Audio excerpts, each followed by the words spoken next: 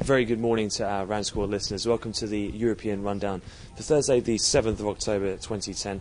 We've just headed through now 10:30 here in London, a quick check round the markets. And in terms of the global equity markets, or that of the Eurozone and UK, pretty flat at the moment as we look ahead towards key interest rate decisions from both the UK's Bank of England and the European Central Bank. Pretty flat there, but elsewhere currencies have really been the main mover. We've seen persistent weakness in the dollar index, which is down over 1/3% at last check.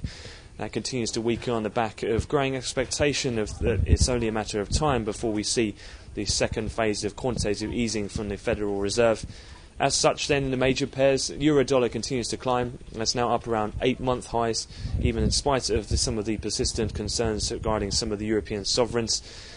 Large barriers are touted around that 140 level, and offers have been capping anywhere near that at the moment, but then the price action is up in positive territory this morning. Cable, despite a brief hit after much weaker Halifax house prices, did get a boost after manufacturing industrial production beat expectations, and that's trading up around its best levels as well, heading into the North American Open.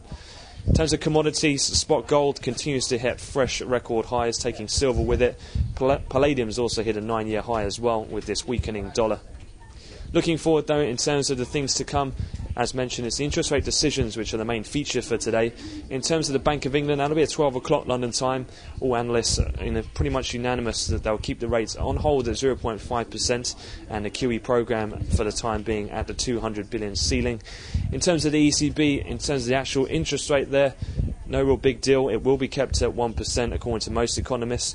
It's the press conference that will really take most interest. Trichet will likely be questioned in regard to their exiting strategy of their liquidity programmes, as well as some of the ongoing fears and banking crisis that's been developing in Ireland in particular. Other than that, we've got the weekly jobless, and also be due at 1:30 alongside that Trichet conference.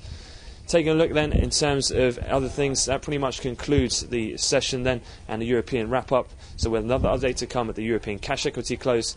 But for the time being, I wish you all a great trading day.